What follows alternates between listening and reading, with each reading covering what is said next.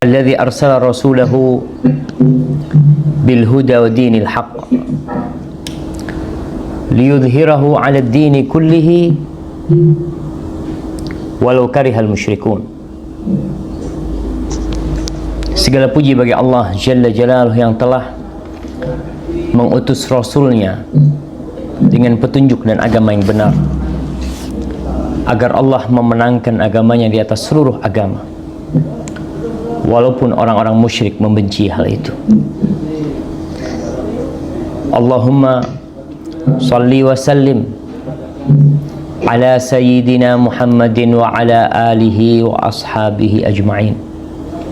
Ya Allah, semoga salawat, salam senantiasa kau curahkan untuk hamba kekasih-Mu, untuk baginda Nabi kita Muhammad sallallahu alaihi wasallam, manusia termulia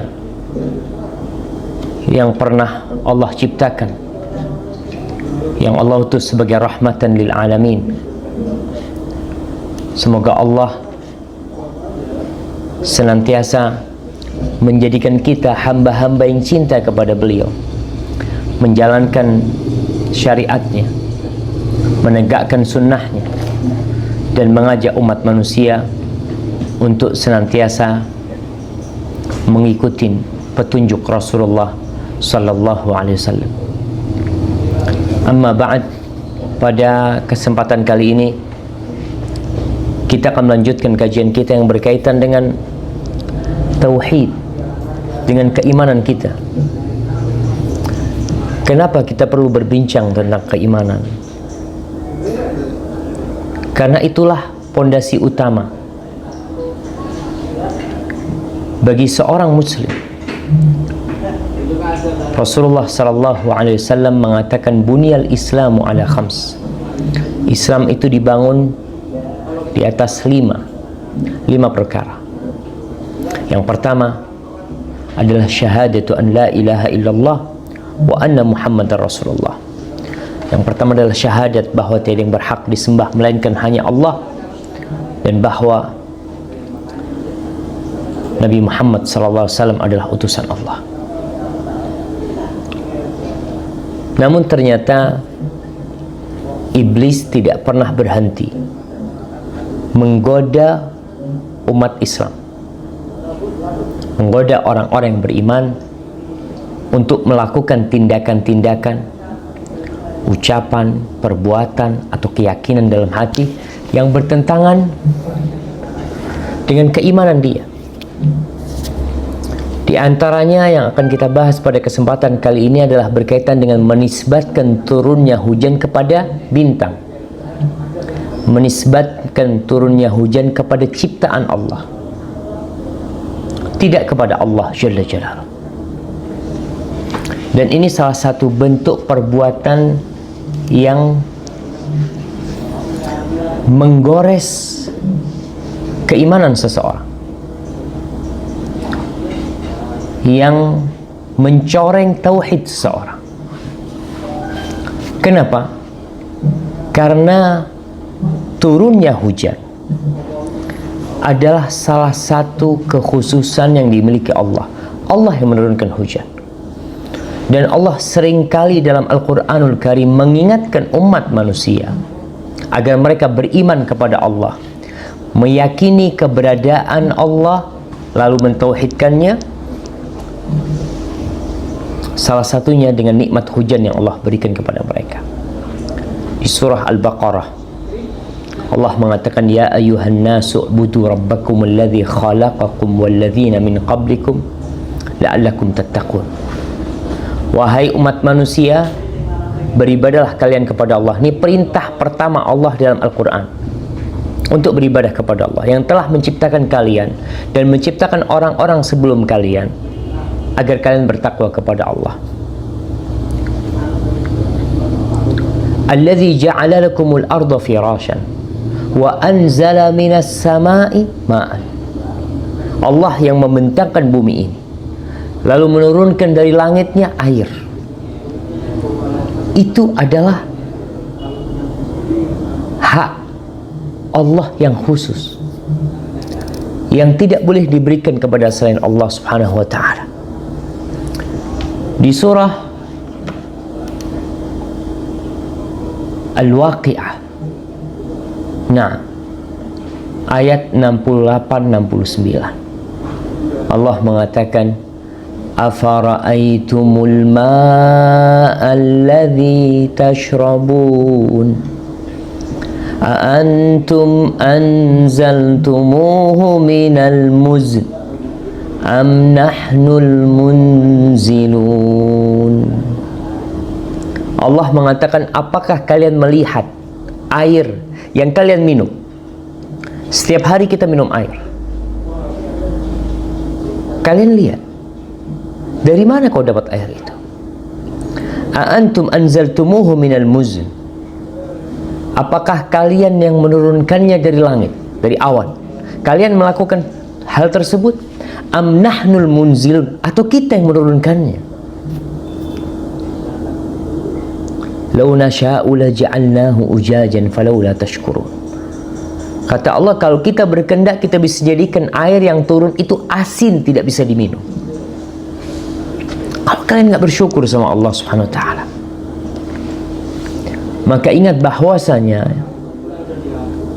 yang menurunkan air adalah Allah Subhanahu wa taala. Bahkan ilmu tentang kapan turunnya hujan, di mana turunnya hujan, sebelum dia turun, itu tidak ada yang tahu kecuali Allah Subhanahu wa taala. Innallaha indahu ilmu sa'ah.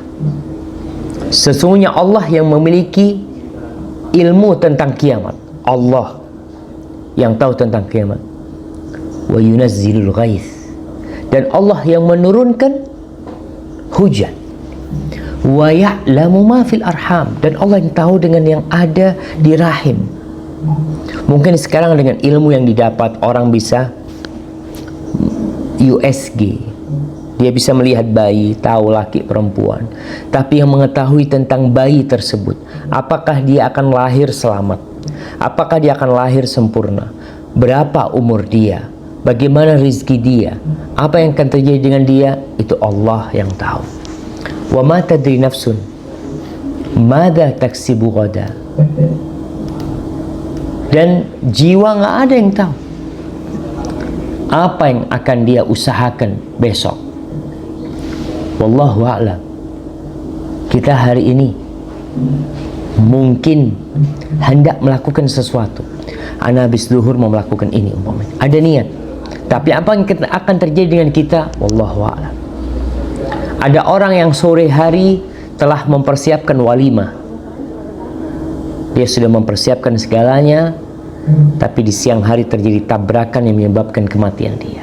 Wa ma tadri nafsun madza taksibu ghada wa ma tadri nafsun bi ayyi ardhin tamut. Dan jiwa juga nggak tahu di bumi mana dia akan mati. Innallaha alimun khabir. Sesungguhnya Allah Maha mengetahui, Maha berilmu, dan Maha mengetahui segala sesuatu dengan detail. Jamaah rahimakumullah, maka berkaitan dengan tauhid, kita perlu belajar agar jangan sampai kita berjumpa dengan Allah ternyata tauhid kita robek-robek disebabkan ada keyakinan yang tidak benar, baik dalam masalah hujan, menisbatkannya kepada bintang-bintang. Nah, silahkan dibaca.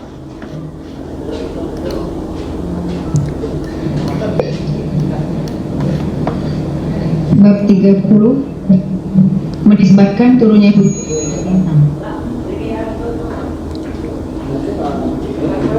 Firman Allah Subhanahu wa taala, "Wa taj'aluna rizqakum annakum tukadzibun." Dan kamu membalas rezeki yang telah dikaruniakan Allah kepadamu dengan mendustakan Allah. Quran surat Al-Waqi'ah ayat 82. Subhanallah. Nih, Allah berfirman di surah Al-Waqi'ah ayat 82. Setelah Allah menyebutkan banyak nikmat yang Allah berikan, Allah mengatakan kalian menjadikan rizki yang Allah berikan kepada kalian yang seharusnya disyukurin. Ternyata kalian malah kufur, kalian malah mendustakan Allah subhanahu wa ta'ala. Jemaah, kalau ada orang berbuat baik sama kita, apa seharusnya tugas kita kepada dia? Dia memberi kita, dia memudahkan urusan kita, dia berbagi sama kita. Manusia saja yang berbuat baik sama kita, hati kita itu terdorong untuk membalas kebaikannya, tidak dengan mendustakannya. Tapi ternyata banyak manusia yang dikasih nikmat oleh Allah SWT, rizki. Rizki dalam ayat ini bisa berarti hujan, bisa berarti Al-Quranul Karim yang Allah turunkan sebagai wahyu yang menghidupkan hati, hujan yang menghidupkan kehidupan ini. Tapi sebagian orang dengan rizki yang Allah berikan, dia mendustakan. Bagaimana dikatakan mendustakan? Dia menisbatkan rizki itu kepada selain Allah. Padahal kita tahu rizki itu murni pemberian Allah subhanahu wa ta'ala. Di sini Allah Jalla Jalaluh mencela. Allah apa istilahnya ya? Allah memberikan peringatan kepada orang-orang yang dikasih nikmat, yang seharusnya dia mempercayai karena awal mensyukuri nikmat itu adalah meyakini dengan hati kita kalau itu nikmat murni dari Allah. Itu awal syukur dengan hati. Setelah itu muncul di lisan, engkau mengeluarkan tutur kata yang membuat Allah ridha. Allah tahu kalau kau bersyukur kepada Allah. Itu yang kedua. Yang ketiga, seharusnya nikmat yang Allah berikan kepadamu kau gunakan untuk ketaatan kepada Allah. Syekh bin Utsaimin rahimahullahu ta'ala menyebutkan bahwa ada dua bentuk mendustakan. Yang pertama, mendustakan dengan lisanil maqal, di mana dia mendustakan dengan lisan dia, dengan tidak mengucapkan ucapan yang seharusnya dia ucapkan.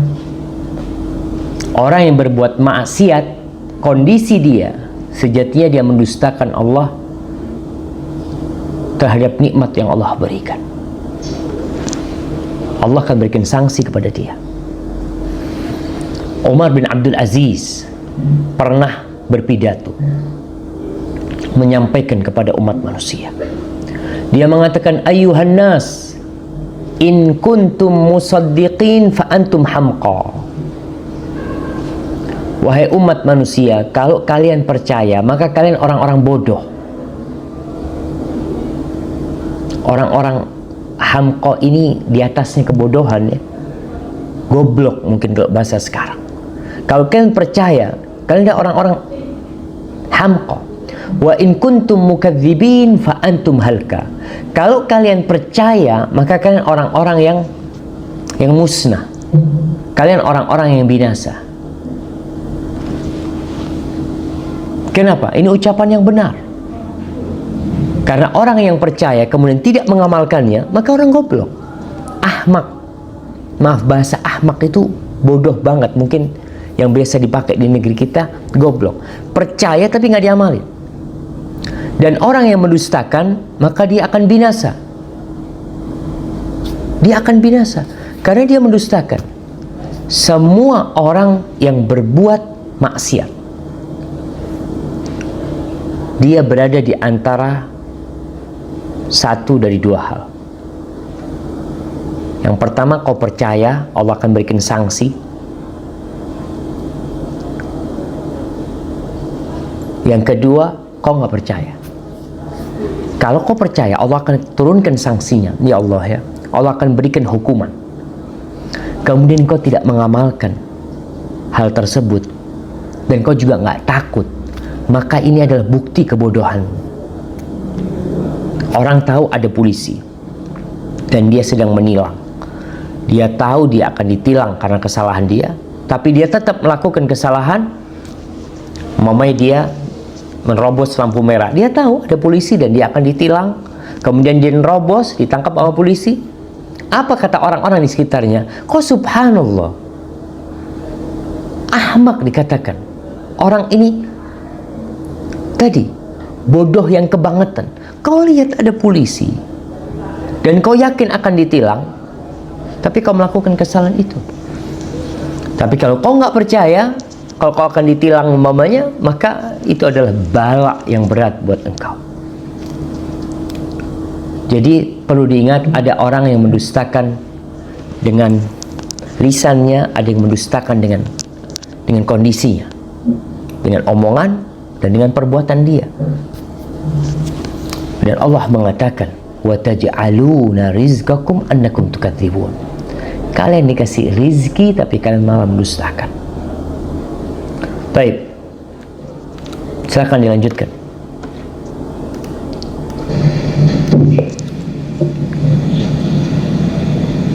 Abu Malik Al-Asy'ari radhiyallahu anhu menuturkan bahwa Rasulullah Shallallahu alaihi wasallam bersabda, "Arba'u fi ummati min amril jahiliyah la yatrukunahun al-fakhru bil ahsab wa ta'nu fil ansab wal istisqa'u bin nujum wa niyahatu 'alal mayyiti wa qala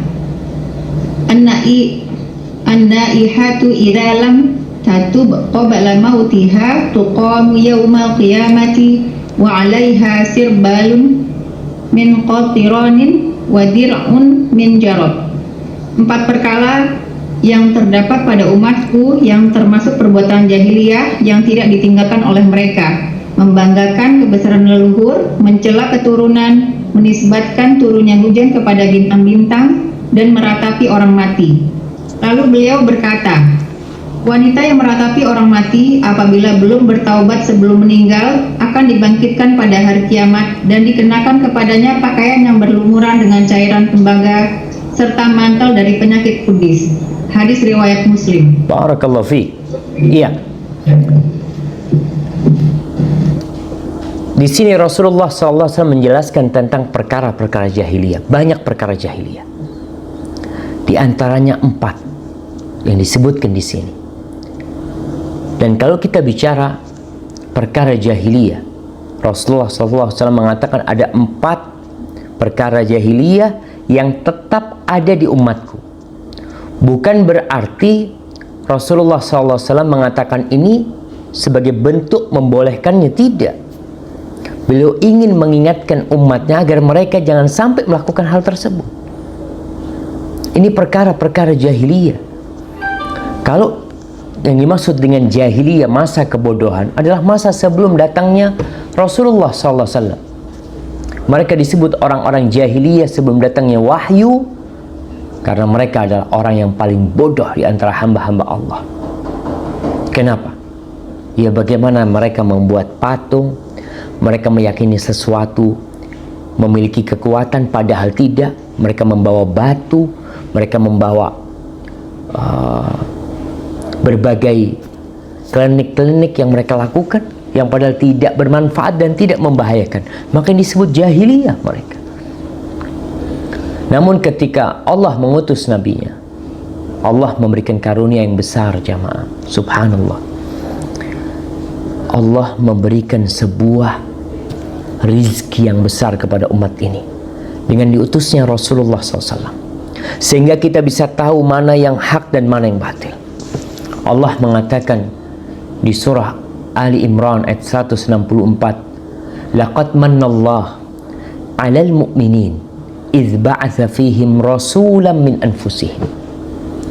Allah benar-benar telah memberikan karunia kepada orang-orang yang beriman tatkala Allah mengutus kepada mereka seorang rasul dari diri mereka sendiri, yang mereka tahu dengan nasabnya. Mereka tahu Nabi dari sejak kecil sallallahu alaihi wasallam. Apa tugas Nabi ini? Yatlu alaihim ayati. Nabi membacakan ayat-ayat Allah kepada umat. Jadi Nabi kalau berdakwah tuh bacakan Al-Quran kepada umat, kepada orang-orang. Dan ini yang harus dilakukan seorang pendakwah, membacakan ayat-ayat Allah kepada orang yang didakwain. Kenapa? Karena itu adalah firman Allah yang penuh dengan berkah. Wa yuzakkihim, dan menyucikan mereka. Menyucikan mereka, membersihkan akhlak mereka, membersihkan peribadatan mereka, mencuci hati mereka dari segala hal yang menodai mereka. Itu Nabi melakukan hal itu. Wa yu'allimuhumul kitab, dan mengajarkan kepada mereka Alkitab. Bukan hanya membaca, tapi beliau mengajarkan, mengkaji buat para sahabatnya, menjelaskan dan menguraikan makna-maknanya. Itu makna mengajarkan kitab kepada mereka, wal hikmah, dan hadis-hadis Rasul sallallahu alaihi wasallam. Wa in kanu min qabl la fi dhalalim mubin. Padahal mereka sebelumnya hidup dalam kesesatan yang nyata. Maka itulah masa jahiliyah. Mereka benar-benar hidup dalam kesesatan nyata. Baik. Rasulullah SAW menjelaskan kepada kita bahwa ada perkara-perkara yang dilakukan orang jahiliyah, kebiasaan orang jahiliyah. Setelah datangnya Islam, ternyata ada di kalangan umat Nabi Muhammad SAW yang melakukan dan mengamalkan. Maka kita perlu lihat, apakah kita termasuk yang mengamalkannya, sehingga dengan membaca hadis ini kita bisa meninggalkannya. Dan terkadang sebagian di antara kita tidak merasa melakukan amalan jahiliyah. Kenapa tidak merasa? Karena kata dia, Ustaz, dari dulu kita ngamalin ini. Masalahnya bukan dari dulu, dari kemarin. Ada kearifan lokal yang tidak arif sebenarnya. Bahkan itu perbuatan jahiliyah yang dihidupkan setelah Islam datang. 4 hal yang disebutkan dalam hadis ini, Nabi mengatakan la yatrukunahunna, yakni umat tidak akan meninggalkannya. Tetap akan ada di kalangan umat Nabi Muhammad SAW orang-orang yang melakukan. Dan sekali lagi, ini peringatan dari Rasulullah SAW. Apa yang pertama? Yang pertama adalah al-fakhru bil ahsab, yaitu berbangga-bangga, membesarkan diri dengan nasab dia, dengan kehormatan nenek moyangnya, dengan kekuasaannya. Kakeknya umpamanya terkenal dengan keberaniannya, kakeknya yang babat alas di sini, kakeknya yang mengumpulkan orang-orang sehingga bersatu. Dan ini tetap ada orang-orang yang seperti itu, bangga dengan keturunan. Seorang alhamdulillah bersyukur sama Allah dari keturunan yang baik, dia bersyukur sama Allah. Tapi apabila engkau menceritakan hal itu dengan dorongan sombong, meremehkan orang lain, padahal antum tahu, padahal dirimu tahu, tidak ada kehormatan bagi bangsa Arab di atas non-Arab. Orang non-Arab tidak lebih mulia daripada orang Arab. Tidak pula warna kulit. Kalau kita lihat Islam ya, subhanallah. Jadi kalau mungkin di beberapa tempat mereka mengajak kepada kebersamaan, umpamanya kesetaraan, ya, Islam sudah mengajarkan dari dulu bahwasanya semua manusia ini tercipta dari tanah. Dari tanah itu tercipta Adam, dari Adam tercipta Hawa, wa batha minhuma rijalan katsiran wa nisa. Lalu Allah menebarkan dari keduanya lelaki dan wanita yang banyak kali. Mereka dari satu asal. Maka kau nggak boleh sombong kau. Apa yang harus kau sombongkan? Apa yang harus kau sombongkan? Kau tercipta dari tanah. Dan dirimu tahu, antum tahu semua, bahwasanya Allah tidak melihat kepada penampilan kita. Allah tidak melihat kepada raut wajah kita, tidak kepada pakaian harga berapa yang kita pakai, tidak kepada cincin kita, tidak kepada jam kita. Allah melihat kepada hati kita. At-taqwa hahuna. Kata Nabi SAW, takwa itu di sini tempatnya. Beliau menunjukkan kepada jantungnya, kepada dadanya. Dan Allah mengatakan, inna akramakum indallah atqakum. Orang yang paling mulia di antara kalian, orang yang sebaik-baiknya manusia di antara kalian siapa? Yang paling bertakwa. Maka kenapa kau harus bangga dengan nasab? Dan ini masih ada. Dan Nabi menyebutkannya SAW, kalau tidak akan ditinggalkan. Orang-orang yang berbangga-bangga dengan nasabnya. Yang kedua, at-ta'nu fil ansab. Mencela nasab orang. Ini mencela nasab orang dengan ya mengatakan, oh itu anaknya tukang, anaknya umpamanya tukang sayur, itu anaknya tukang apa, mungkin ada pekerjaan-pekerjaan yang hina. Oh dia pandai besi, anaknya pandai besi, anaknya pembantu, anaknya supir. Dengan cara seperti itu dia mencela nasab orang. Ini termasuk perkara jahiliyah. Jamaah, kita diperintahkan untuk belajar nasab kita, bukan untuk berbangga-banggaan dan bukan untuk merendahkan nasab orang.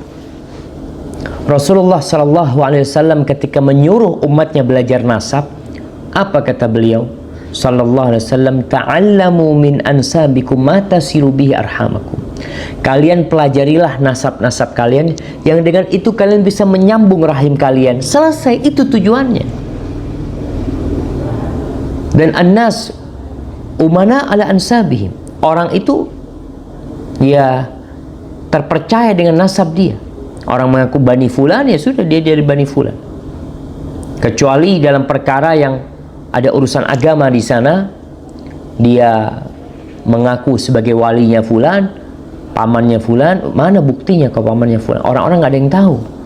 Di situ dibutuhkan bukti yang memang ada kaitannya dengan urusan syariat. Ingat, itu perkara yang pertama dan kedua. Yang pertama sombong, yang kedua mencela nasab orang, mengatakan anaknya tadi tukang sayur, anaknya pembantu, anaknya supir, anaknya satpam. Mungkin yang keturunannya tidak baik, dia dicela-cela, jangan. Yang ketiga yang berkaitan dengan bab kita, yaitu menisbatkan turunnya hujan kepada bintang-bintang. Menisbatkan turunnya hujan kepada bintang-bintang. Oh, ini turun karena bintang ini, hujan ini karena bintang ini. Jadi berkaitan dengan menisbatkan turunnya hujan kepada bintang, ada tiga kondisi. Kondisi pertama, meyakini kalau bintang ini yang menurunkan hujan, ini syirik besar. Ketika mengatakan ini bintang ini, karena kita tahu ada penyembah bintang-bintang, penyembah planet-planet. Iya, Anda ingat pernah masuk ke sebuah museum, di sana digambarkan planet-planet itu dalam wujud manusia, dalam wujud makhluk hidup, yang mereka memiliki kekuasaan mengatur alam semesta ini. Ada Neptunus, ada siapa ya? Anda pernah melihat ada orang yang memakan bayi, dikatakan patung ya, naudzubillah min dzalik, dikatakan ini kalau nggak salah Neptunus atau siapa yang kerjanya seperti itu. Ini ada akidah jahiliyah seperti itu. Itu syirik besar yang mengeluarkan orang meyakini itu dari Islam. Yang kedua, menisbatkan sebab turunnya kepada hujan, kepada bintang. Jadi bintang itu sebagai penyebab turunnya hujan. Padahal Allah tidak menjadikan bintang sebagai sebab. Ini kufur kecil, katakan. Yang ketiga, menisbatkan waktu dan masa turunnya tanda. Jadi kalau bintang ini keluar biasanya musim hujan umpamanya, maka itu nggak apa-apa. Itu yang berkaitan dengan ilmu nujum yang sudah kita bicarakan sebelumnya, yang berkaitan dengan pembahasan ilmu nujum. Maka jangan sampai kita yang mendapatkan rizki dari Allah lalu menisbatkan kepada selain Allah subhanahu wa ta'ala. Dan berkaitan dengan hal ini, nanti kita akan lanjutkan. Yang keempat adalah an-niyaha 'alal mayyit, yaitu meratapi orang yang mati. Meratapi orang yang mati ini biasanya adalah para wanita. Dan disebutkan dalam hadis bahwa Rasul SAW mengatakan an-naihatu, dan wanita yang meratapi. Artinya kalau ada lelaki yang meratapi sama hukumnya. Namun kebiasaan dulu yang meratapi kepergian seseorang itu adalah para wanita. Kalau meratap dengan cara seperti apa? Ya berteriak-teriak, dia mukul wajahnya, dia membenturkan kepalanya ke dinding, dia sobek bajunya, dia gunting rambutnya. Perkara-perkara yang menunjukkan kalau dia tidak ridho dengan takdir yang Allah tentukan. Berteriak-teriak. Maka disebutkan di sini, ini berkaitan dengan perkara jahiliyah. Kalau sebelum mati dia tidak bertobat, ini dosa besar. Kita mengetahui dosa itu ada dua, dosa kecil, dosa besar. Dosa kecil dengan kita istighfar, dengan kita sholat, insya Allah akan ada penghapusan dari sana. Dosa besar wajib tobat. Maka dalam hadis ini disebutkan, idza lam tatub qabla mautiha. Kalau ini perempuan yang pernah meratapi anaknya, meratapi orang tuanya, meratapi siapapun, kemudian dia mati dalam kondisi belum bertobat, perempuan ini jamaah, dosa besar, jangan main-main. Jangan berkata anak istighfar cukup, dosa besar, memerlukan taubatan nasuha dari engkau. Wanita yang meratapi apabila meninggal dunia dalam kondisi belum bertaubat, tuqamu yaumal qiyamah, dia akan dibangkitkan pada hari kiamat. Wa 'alaiha sirbalun min qatiran, dia akan mengenakan baju dari apa? Dari cairan tembaga. Dikenakan kepada dia pakaian dari cairan tembaga yang panas jamaah, yang mendidih, serta mantel wadir'un min jarab, mantel dari kudis. Ini gambaran kalau kudis itu akan merajalela ke tubuh dia. Mantel, jadi mantelnya dia. Ini balasan untuk orang-orang yang meratapi orang yang meninggal dunia. Maka jangan main-main kita jemaah. Sekali lagi, orang yang belajar agama jadi faham, oh ternyata nggak boleh ya melakukan hal itu. Baik, dilanjutkan.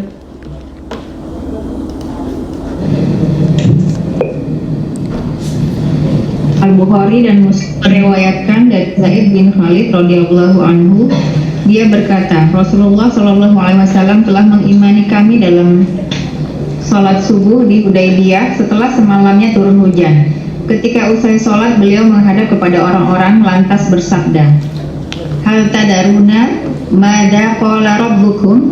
Qalu Allahu wa rasuluhu a'lam. Qala asbaha min ibadi mu'minun bi wa kafir. Wa amma man qala mutirna bi fadlillahi wa rahmatih, fadzalika mu'minun bi kafir bil kaukab. Wa amma man qala mutirna bi kada wa kada, fadzalika kafirun bi wa mu'minu bil kaukab. Tahukah kamu apa yang difirmankan oleh Tuhanmu? Mereka menjawab, Allah dan Rasulnya yang lebih mengetahui. Beliau pun bersabda, dia berfirman, di pagi hari ada di antara hamba-hambaku ada yang beriman dan ada pula yang kafir. Adapun orang yang mengatakan telah turun hujan kepada kita berkat karunia dan rahmat Allah, dia beriman kepadaku dan kafir kepada bintang. Sedangkan orang yang mengatakan telah turun hujan kepada kita karena bintang ini atau bintang itu, dia kafir kepadaku dan beriman kepada bintang. Nah, dilanjutkan.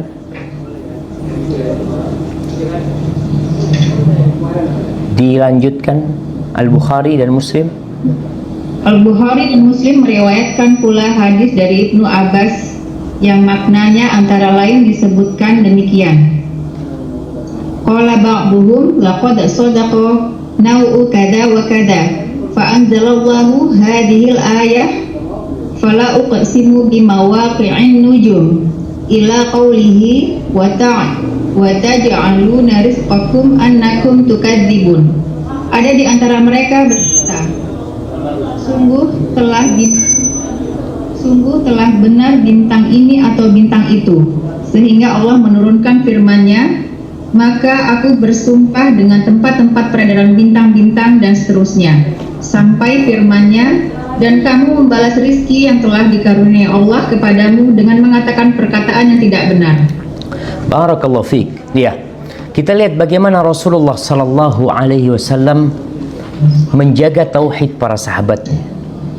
Beliau 40 tahun hidup di masa sebelum kenabian. Beliau mengetahui keyakinan-keyakinan yang ada di masyarakat. Beliau sangat faham dengan kondisi orang-orang di sekitarnya. Ka'bah dikelilingi dengan patung-patung, khurafat-khurafat tersebar di sana. Maka Rasulullah SAW bayangkan peristiwa ini bukan 8 tahun ya, 6 tahun setelah hijrahnya Rasulullah SAW. Nah, kejadian Hudaybiyah setelah perang Khandaq, Rasulullah SAW setahun kemudian berangkat umroh, yang kemudian beliau tidak bisa masuk Mekah. Beliau sholat di sana, terjadi negosiasi, kemudian terjadi perdamaian. 10 tahun tidak ada peperangan di antara mereka. Setelah itu Rasulullah SAW balik ke kota Madinah, dan tahun depan beliau umroh lagi, tahun ke-7. Dalam hadis ini disebutkan salah satu cuplikan peristiwa ketika beliau berada di Hudaybiyah. Beliau sholat subuh bersama para sahabatnya, malamnya habis turun hujan. Bayangkan ini para sahabat Nabi, di situ ada Abu Bakar, ada Umar, ada Utsman, ada Ali, 1.400-an jumlah para sahabat pada waktu itu. Lalu Nabi mengatakan kepada para sahabatnya, selesai sholat, beliau berpaling melihat para sahabatnya. Jadi sunnahnya memang imam setelah sholat wajib itu memandang kepada jamaahnya. Lalu Nabi mengatakan, memberikan pembelajaran. Beliau mengatakan, hal tadruna madza qala rabbukum? Kalian tahu nggak apa yang dikatakan oleh Rabb kalian? Masya Allah, ini salah satu cara gaya menyampaikan. Jadi bertanya, kalian tahu nggak apa kata Rabb kalian? Qalu, kata para sahabat, Allahu wa rasuluhu a'lam. Ini adabnya para sahabat. Mereka mengatakan Allah dan Rasulnya yang lebih tahu, kami nggak tahu apa-apa. Nabi bersabda bahwa Allah berfirman, asbaha min ibadi mu'minun bi wa kafir. Pagi hari ini di antara hamba-hambaku ada yang beriman kepadaku dan ada yang kafir. Ada yang beriman dan ada yang kafir. Wa amma man qala, siapa yang beriman dan siapa yang kafir? Jangan-jangan kita termasuk yang kafir dengan mengklaim diri sebagai muslim. Wa amma man qala mutirna bi fadlillahi wa rahmatih, orang yang berkata kita dapat hujan ini karena karunia Allah dan rahmatnya. Karena karunia Allah dan rahmatnya. Fadzalika mu'minun bi kafirun bil kaukab. Maka orang itu beriman kepadaku dan kafir terhadap bintang-bintang. Karena dia menisbatkan turunnya hujan ini rahmat Allah nih, ini karunia Allah hujan ini, bukan karena siapa-siapa. Maka dia yang beriman. Wa amma man qal, adapun yang berkata mutirna binau'i kadza wa kadza, kita dapat hujan disebabkan bintang ini dan bintang ini. Fadzalika kafirun bi mu'minun bil kaukab. Maka orang itu yang disebut kafir kepadaku dan beriman dengan bintang-bintang. Sebelum ini tadi disampaikan bahwasanya menisbatkan hujan kepada bintang ada 3. Yang pertama menisbatkan kalau memang bintang itu yang menurunkan hujan, maka ini kufur. Yang kedua, bintang menjadi sebab turunnya hujan. Enggak, bintang bukan sebab turunnya hujan. Kita jangan sampai menjadikan sesuatu yang tidak sebab kita jadikan sebab, maka nggak boleh, itu kufur asghar. Yang ketiga, menisbatkan kepada bintang tentang masa dan waktunya. Kalau hujan turunnya Allah yang menurunkan. Tapi kalau keluar bintang ini biasanya musimnya musim hujan. Itu tidak tercela yang seperti itu. Sebagaimana orang-orang umpamanya mengatakan, ya biasanya kalau udah masuk bulan-bulan, umpamanya bulan-bulan kayak sekarang nih, akhir tahun Masehi dan awal tahun Masehi, biasanya itu musim penghujan umpamanya. Mereka mengatakan musim bukan karena bintang itu yang membuat turunnya hujan.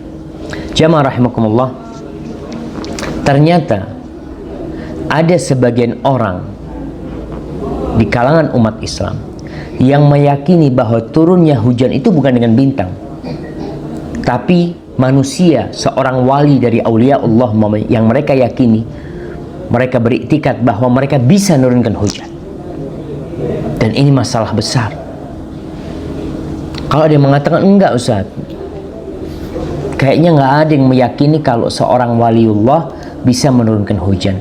Cuma mungkin orang-orang berdoa sehingga waliullah itu meminta kepada Allah agar Allah menurunkan hujan. Ana akan bacakan beberapa ungkapan yang menyebutkan bahwasanya ada yang meyakini waliullah itu bisa menurunkan hujan.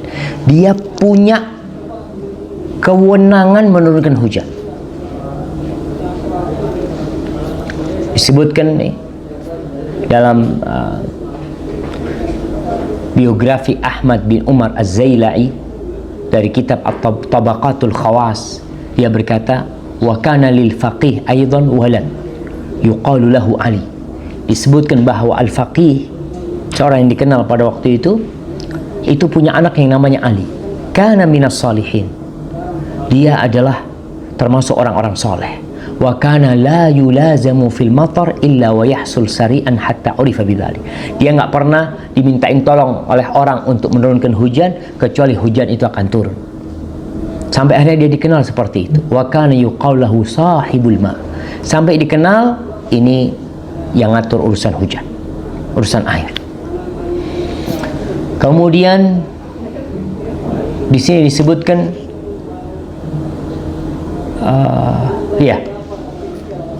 di biografi Fitarjamatil Jad, kakeknya, cerita-cerita yang menunjukkan kalau dia itu menurunkan hujan. Menurunkan hujan, bukan berdoa supaya Allah menurunkan hujan, beda. Kalau kita minta tolong sama seorang, tolonglah istisqa, boleh. Para sahabat datang kepada Nabi SAW, ya Rasulullah, ud'ullah ayyughithana, mintakan kepada Allah agar Allah menurunkan hujan buat kami.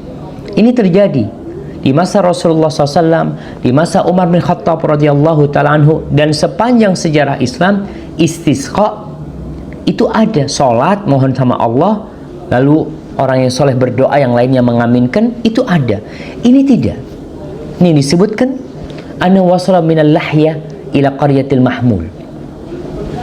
Dia berangkat dari Lahya sampai ke desa Al-Mahmul, ya. Mudah-mudahan Anda nggak salah membacanya.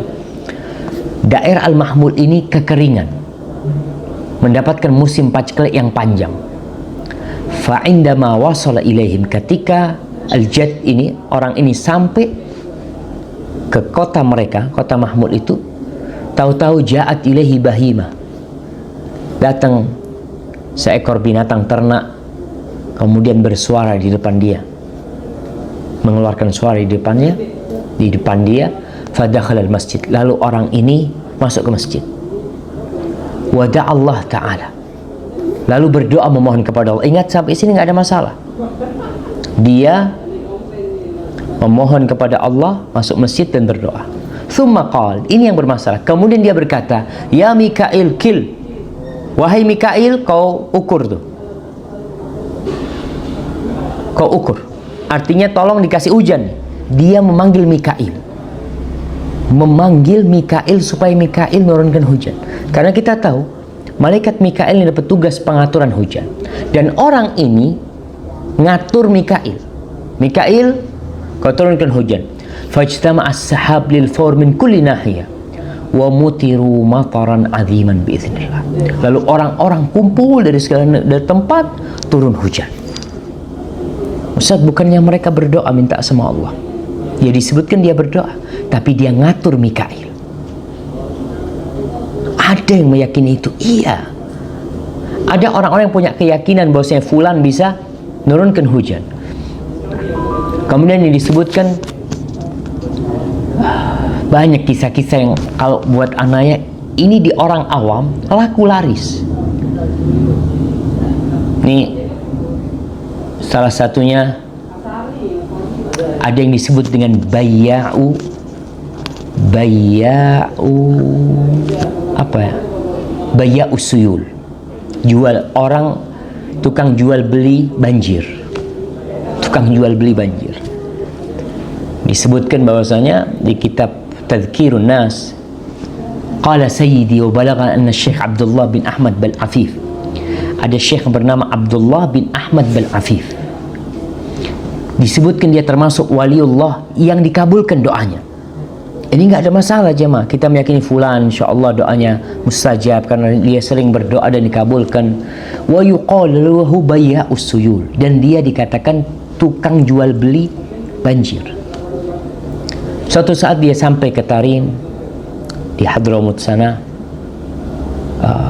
Dia berkunjung. Dalam satu kunjungannya dia bertemu dengan salah satu sayyid dari Al-Idrus, lalu bertanya, engkau Bal Afif, tukang jual belinya banjir? Apa kata orang ini? Nah, iya. Hajah khidmah, kau perlu kulayani seperti jual beli. Maka Habib itu mengatakan, na'am muraduna sail. Iya, kita ingin ada air yang mengalir lah. Sail bisa disebut banjir yang mengairi sawah mereka ya. Apa kata syekh ini? Labas, nggak apa-apa. Bikam tashtari, kau berapa beli? Maka dia jual beli banjir dia. Berapa kau beli? Lalu dia menjawab, alladzi turidu, kata Habib itu berapa yang kau minta? Qala syekh nabi'u laka sail bikabshin samin. Kita jual banjir sama kau dengan satu ekor kambing yang gemuk, kemudian dengan beberapa kilogram gandum. Kata Habib ini nggak apa-apa, sudah sepakat nih. Apa kata syekh ini? Tabghi sail li ay ardin, kau mau hujannya itu atau banjirnya di tanah yang mana? Anda ingin katakan bahwasanya ini sudah jual beli. Kau mau dialiri tempat mana yang dialiri sama banjir ini? Li syarjil fulani haqqi, ke ada jalan atau kebun fulan punya aku. Kata, ya sudah kau bayar. Bayangkan, kau bayar kambingnya, mana gandumnya, terus kau keluarkan pekerja-pekerjamu ke tempatmu untuk ngatur air. Akhirnya dibayar. Setelah dibayar, pekerja-pekerja datang dan air itu datang jemaah. Mungkin orang akan mengatakan ini karomah Ustaz. Allahu a'lam jemaah. Kalau bicara karomah, itu orang berdoa minta sama Allah, bukan ngatur ini dan itu. Jadi nisbatkan yang menurunkan hujan itu Allah. Allah di awal tadi yang kita sampaikan, afara'aitumul ma'alladzi tashrabun. Kalian melihat air yang kalian minum? Aantum anzaltumuhu minal muzni am nahnul munzilun. Apakah antum yang menurunkannya? Antum yang menurunkannya dari awan? Apakah kita yang menurunkannya? Maka supaya kita sadar, jangan sampai kita memiliki keyakinan-keyakinan yang tidak benar. Kita meyakini karomatul aulia, para wali memiliki karomah, tapi mereka tidak mengatur alam semesta ini. Yang menurunkan hujan Allah subhanahu wa ta'ala, yang membuat itu banjir Allah subhanahu wa ta'ala. Di sini disebutkan termasuk urusan jahiliyah, orang menisbatkan kepada bintang-bintang, dan ini terjadi. Maka seorang yang beriman menisbatkan turunnya hujan kepada Allah subhanahu wa ta'ala. Kemudian di sini disebutkan tentang ucapan Ibnu Abbas radhiyallahu taala anhu berkaitan dengan menisbatkan turunnya hujan. Allah bersumpah, fala uqsimu bimawaqi'in nujum wa innahu laqasamun law ta'lamuna azim innahu laqur'anun karim fi kitabim maknun la yamassuhu illa al-mutahharun. Di sini Allah bersumpah dengan tempat-tempatnya bintang. dengan orbit-orbitnya bintang. Allah bersumpah, terserah Allah. Allah mau bersumpah dengan makhluknya, Allah mau bersumpah dengan apa yang dia kehendaki, dengan bintang, dengan mentari. Allah mengatakan was-sama'i wat-tariq wa ma adraka mat-tariq wasyamsi wa duhaha. Allah bebas bersumpah dengan apa yang Allah kehendaki. Tapi kita tidak boleh bersumpah kecuali dengan nama Allah Subhanahu wa taala. Tidak. Di sini sampai kepada firman Allah, wa taj'aluna rizqakum annakum tukadzibun, dan kamu membalas rizki yang Allah telah karuniakan kepadamu dengan mengatakan perkataan yang tidak benar, dengan mendustakan, yaitu menisbatkan turunnya hujan kepada selain Allah. Ingat, di tempat-tempat kita ada yang dikenal dengan pawang hujan. Kita pernah sebutkan ada orang yang kenal, oh ini orang bisa menurunkan hujan. Jemaah, maka kita perlu tahu bahwa lillahi ma fis samawati wa ma fil ard, milik Allah yang di langit dan di bumi. Ada orang yang bisa berdoa minta hujan. Nah, Rasulullah SAW tidak bisa menurunkan hujan, enggak, tapi beliau meminta hujan kepada Allah. Dan para sahabat mengatakan yang menurunkan hujan Allah, bukan Nabi SAW, bukan. Mereka datang kepada Nabi, Nabi berdoa mohon kepada Allah, lalu Allah turunkan hujannya. Yang menurunkan hujan adalah Allah. Maka bentuk tauhid yang sempurna dari seorang hamba, apapun yang terjadi, dari kebaikan itu dari Allah SWT. Kalau keburukan kita jadi sebabnya. Ma asabaka min hasanatin famin Allah, wa ma asabaka min sayyi'atin famin nafsik. Segala kebaikan yang menimpamu itu dari Allah, dan segala keburukan yang menimpamu itu dari dirimu sendiri. Maka hendaklah kita sadar dengan hal ini. Baik, kita masuk kepada kandungan bab ini. Tafadhali dibaca. Tafsir ayat dalam surat Al-Waqi'ah. Dalam ayat ini Allah mencela orang-orang musyrik atas kekafiran mereka terhadap nikmat yang dikaruniakan Allah dengan menisbatkan turunnya hujan kepada bintang. Dan Allah menyatakan bahwa perkataan ini dusta dan tidak benar, karena turunnya hujan adalah karunia dari dan rahmat darinya. Subhanallah. Ini untuk menekankan apa yang sudah ditegaskan tadi, bahwasanya hanya Allah yang bisa menurunkan hujan. Hanya Allah yang bisa mengatur alam semesta ini. Kapan hujan turun, kapan angin datang bertiup, ya. Ana masih ingat ada film kartun, ya, kalau nggak salah judulnya Avatar, yang di situ ada seorang yang bisa menguasain udara, air, api. Itu dinisbatkan kepada manusia, padahal itu semua adalah Allah yang melakukannya. Dan Allah sebutkan di surat Al-Waqi'ah ini, dibaca tuh. Sehingga Allah mencela orang-orang musyrik atas kekafiran mereka terhadap nikmat yang Allah karuniakan kepadamu. Nabi SAW sudah mengatakan kepada Abdullah bin Abbas, "Idza sa'alta fas'alillah." Kalau kau minta, minta sama Allah. Sehingga engkau jadi tahu kalau yang memberi itu Allah. Tapi kalau engkau meyakini ada makhluk, bukan ada sesembahan selain Allah yang bisa menurunkan hujan, maka ini bentuk kesyirikan. Baik, lanjutkan.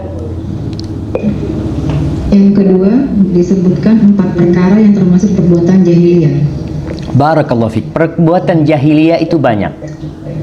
Perbuatan jahil itu banyak, tapi dalam hadis yang diriwayatkan Imam Muslim disebutkan ada 4 perkara jahiliyah.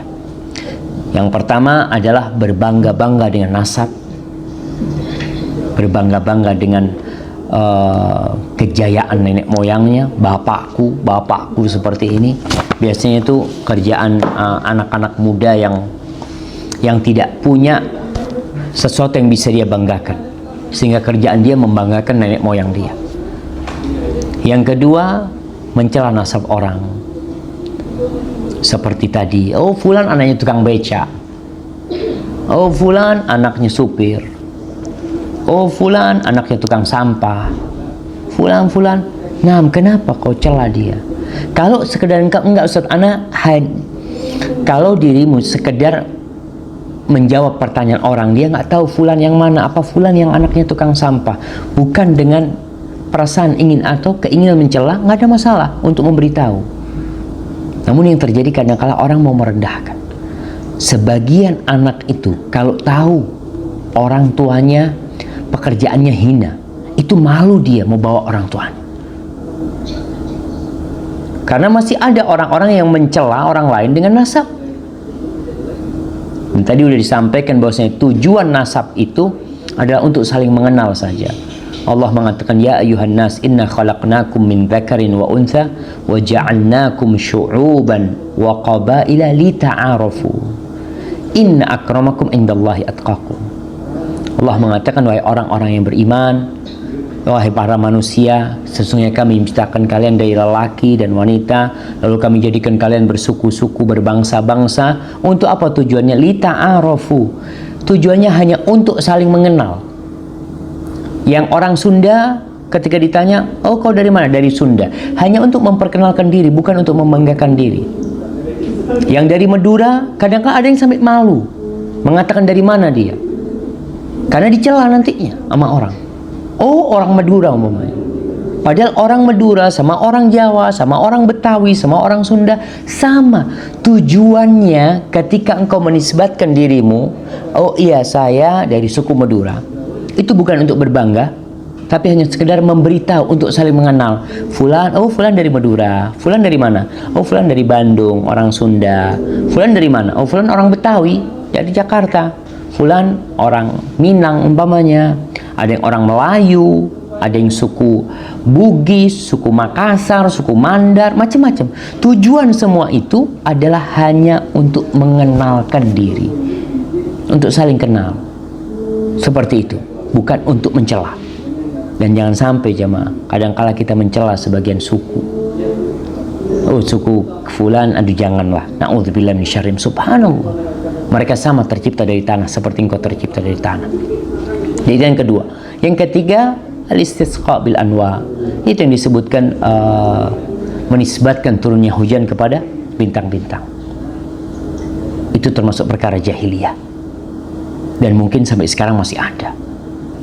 Kalau kemarin Anda sebutkan di beberapa kajian, masih ada orang-orang Islam itu yang meyakini gunung itu memiliki kekuatan. Sehingga mereka menyebut gunung Merapi Mbah Merapi. Mbah Merapi, Mbah Kida, Mbah ini. Karena ada keyakinan ini punya kekuatan yang bisa mengatur, yang bisa membahayakan orang. La, mereka itu la yadur wa la yanfa. Mereka tidak bermanfaat dan tidak bisa memberikan mudarat. Itu yang harus kita yakini. Sehingga kita tidak menisbatkan turunnya hujan, tidak menisbatkan gagal panen atau sukses panen kepada dewi ini, dewi itu, apalagi seperti yang masih ada di beberapa daerah ya. Yang keempat, apa dari urusan jahiliyah? An-niyaha, yaitu meratapi orang yang meninggal dunia. Dan berkaitan dengan meratapi ini, ingat jamaah, bahwasanya engkau meratapi tidak akan menyebabkan mayit itu kembali, tidak akan menyebabkan musibah itu bisa hilang ya. Artinya kalau waktu bisa diputar dengan engkau meratapi nggak apa-apa, tapi nggak ada. Selain engkau merusak, engkau tidak ridho dengan takdir Allah SWT, dan itu termasuk dosa besar. Nah, jadi perlu diingat bahwasanya berkaitan dengan 4 hal dari urusan jahiliyah itu perlu diperhatikan.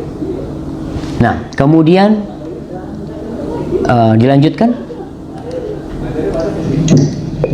Yang ketiga, dinyatakan bahwa di antara perkara-perkara tersebut ada yang disebut sebagai kufur, yaitu menisbatkan turunnya hujan kepada bintang. Nah, ini berkaitan dengan menisbatkan turunnya hujan kepada bintang. Tadi udah disebutkan, ada 3 macam, supaya kita tidak gampang-gampang mengkafirkan orang. Kafir ada 2 macam, kafir besar, kufur akbar yang mengeluarkan dari agama, ada kufur asghar. menisbatkan turunnya hujan kepada bintang, itu bisa jadi yang pertama tadi meyakini bahwa bintang ini memiliki kuasa mengatur. Bintang memiliki kuasa mengatur, menurunkan hujan, menolak hujan. Maka dia meyakini ada pencipta selain Allah Subhanahu wa ta'ala. Maka ini termasuk yang mengeluarkan dari agama. Yang kedua, dia meyakini kalau bintang ini sebab turunnya hujan. Sebab turunnya hujan. Berkaitan dengan yang kedua ini, kalau memang Allah menjadikan itu sebab, maka nggak apa-apa kita katakan iya sebab. Tapi ternyata tidak. Allah tidak menjadikan bintang itu sebab turunnya hujan. Enggak. Umpamanya seorang minum air jahe, menghangatkan tubuhnya. Jadi air jahe sebagai sebab menghangatkan tubuhnya. Iya. Tapi kalau orang, umpamanya kau kalau lagi kedinginan, kau pegang pulpen, kau akan hangat tubuhmu. Apakah memang pulpen ini menjadi sebab yang mendatangkan kehangatan atau tidak? Kalau ternyata tidak, berarti kau meyakini sesuatu yang bukan sebab sebagai sebab. Ini yang tidak boleh. Seperti orang kau lapar, kau nggak dapat makanan, kau lapar, kau makan, kenyang. Tapi kalau kau lapar nggak dapat makanan, kau pegang tisu, kau genggam, atau kau letakkan di telingamu, nanti laparmu akan hilang, mamanya. Bukan, itu bukan sebab untuk menolak kelaparan, jamaah. Maka perlu diingat tentang hal yang kedua. Yang ketiga, menjadikan bintang-bintang itu sebagai tanda waktu musim berubah. Umpamanya, oh kelihatan ini ada ilmunya gitu loh. Mereka mempelajari ketika bintang ini datang, itu berarti masuk musim dingin. Sebagai tanda, bukan sebab, apalagi pencipta. Enggak. Maka perlu diperhatikan hal tersebut. Nah, selanjutkan. Yang keempat, kufur ada yang tidak menyebabkan keluar dari Islam. Barakallahu fiik. Nah, ini ilmu yang perlu kita ketahui. Jadi tidak semua ucapan kafir dalam sunnah, dalam hadis Nabi SAW atau dalam ayat Al-Quranul Karim itu mengeluarkan dari Islam. Allah mengatakan, la in syakartum la azidannakum wa la in kafartum inna azabi lasyadid. Kalau kalian bersyukur, maka aku akan tambah. Kalau kalian kufur, sesungguhnya azabku itu pedih. Jadi kufur ini tidak harus keluar dari Islam. Seperti dikatakan wanita-wanita. Kenapa wanita-wanita banyak masuk neraka? Kata Rasulullah SAW, yakfurna, karena mereka kufur. Apakah kufurnya para wanita itu keluar dari Islam? Enggak. Tapi kufur nikmat. Tidak berterima kasih kepada suaminya, melupakan kebaikan-kebaikan suaminya, itu kufur. Jadi ingat, kufur ada yang tidak menyebabkan keluar dari Islam. Sekali lagi, ini adalah tambahan ilmu buat kita semua, sehingga kita tidak gampang-gampang mengeluarkan orang dari Islam. Baik, yang kelima. Yang kelima, di antara dalilnya firman Allah yang disabdakan oleh Nabi SAW, di pagi hari ada di antara hamba-hambaku ada yang beriman kepadaku dan ada pula yang kafir, disebabkan turunnya nikmat hujan. Nah, tadi berkaitan dengan hadis Nabi SAW selesai salat subuh, beliau mengatakan, Allah berfirman, asbaha min ibadi mu'minun bi wa kafirun. Di pagi hari ini ada sebagian hambaku yang mukmin, ada yang kafir. Ini berkaitan dengan kufur nikmat, bukan kufur yang keluar dari Islam. Sehingga kalau kufur yang keluar dari Islam, istrinya pisah dari dia, kemudian pernikahannya jadi rusak, istrinya tadi harus pisah dari dia, kalau dia meninggal dunia dikuburkan di kuburan orang-orang kafir. Maka dari sini kita tahu bahwasanya kekufuran itu ada dua macam. Kekufuran yang mengeluarkan dari Islam dan kekufuran yang tidak mengeluarkan dari Islam. Kekufuran yang mengeluarkan dari Islam jelas ada kitabnya tuh, pembatal-pembatal keislaman seseorang umpamanya. Adapun berkaitan dengan kufur nikmat, banyak sekali perbuatan-perbuatan yang dianggap perbuatan kufur nikmat tadi. Nah, dilanjutkan yang keenam. Yang keenam, perlu difahami makna iman dalam kasus tersebut. Nah, berkaitan dengan makna iman. Ingat, makna iman dalam kasus yang tadi disebutkan adalah beriman bahwasanya nikmat itu dari Allah Subhanahu wa taala. Segalanya. Dan nisbatkan sesuatu kepada Allah. Jadi seorang yang beriman itu mengkosongkan hatinya kepada ketergantungan selain Allah.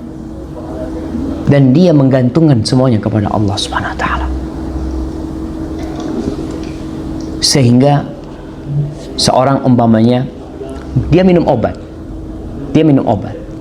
dikasih obat sama dokter, sembuh alhamdulillah. Obat jadi sebab, iya, sebab yang memang sudah dibikin. Obat itu bisa menurunkan panas, obat itu bisa menghilangkan batuk, itu menjadi sebab. Tapi tatkala dia sembuh, dia langsung mengatakan alhamdulillah ya Allah, kau ya Allah menyembuhkan. Ini cuma sebab. Artinya sebab ini bisa dipakai. Obat ini bisa diminum 10 orang, 9 nggak sembuh, 1 sembuh. Bisa terjadi. Maka keimananmu adalah keimanan bahwasanya, ini makna iman.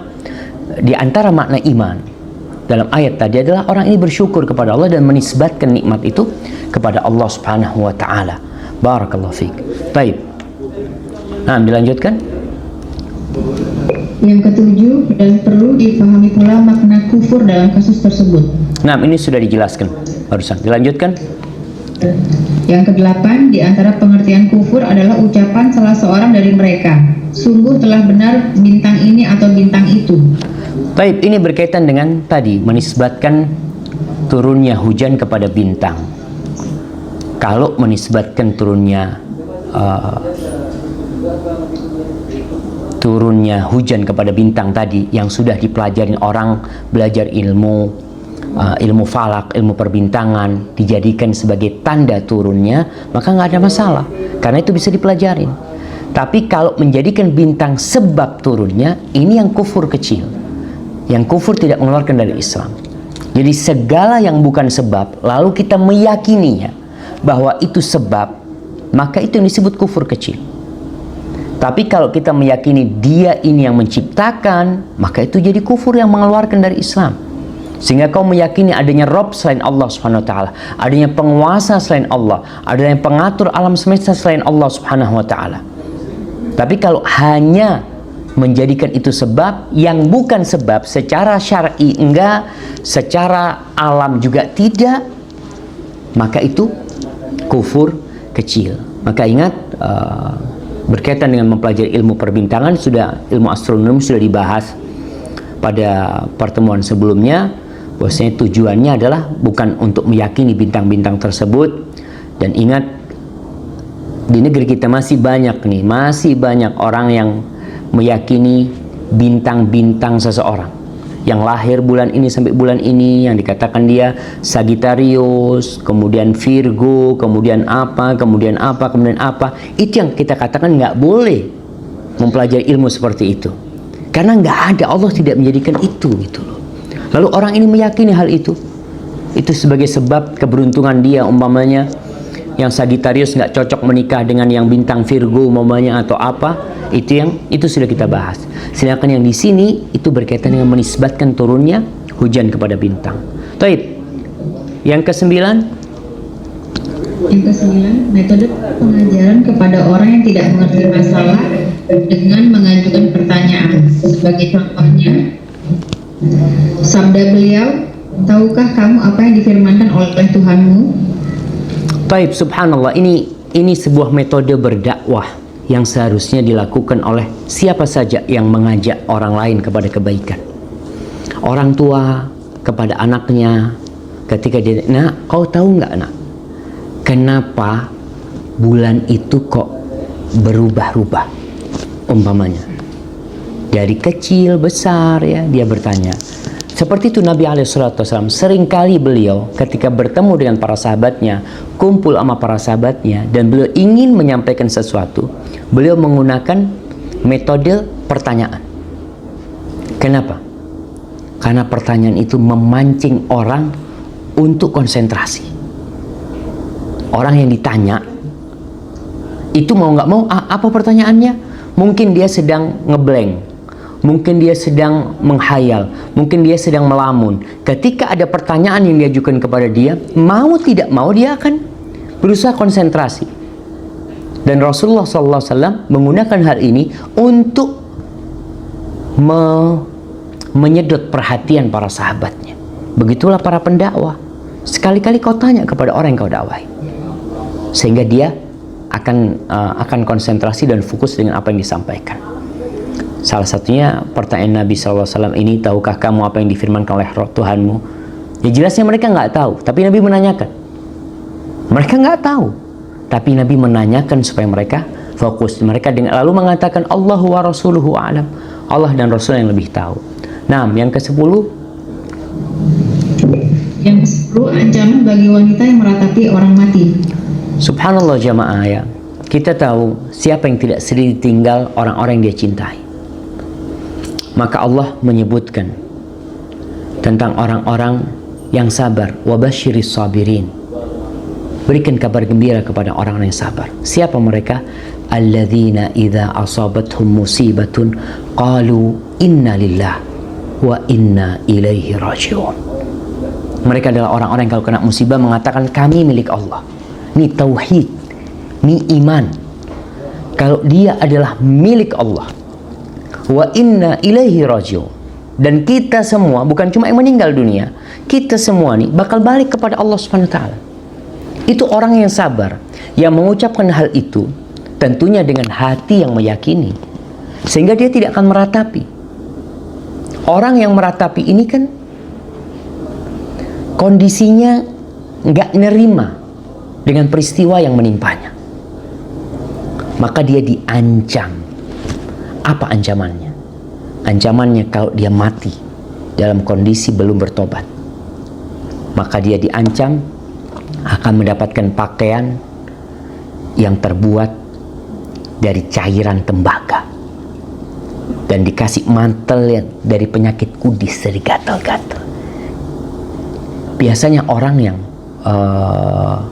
meratap itu mencakar-cakar wajahnya, dia merobek-robek, lalu Allah kasih itu nanti pada kiamat, kau silahkan kau cakar-cakar, karena dikasih kudis, mau nggak mau dia akan gatal dan ia akan cakar dalam kondisi mencakar tubuhnya yang di situ pakaiannya tercipta dari cairan tembaga yang panas tentunya. Maka dia akan tersiksa. Dia tersiksa di dunia, hatinya tersiksa, tubuhnya tersiksa di dunia, dan di akhirat dia akan lebih tersiksa gara-gara dia melakukan meratapi orang yang meninggal dunia. Hadza wallahu a'lam bishawab. Rasa itu yang bisa kita kaji pada kesempatan kali ini.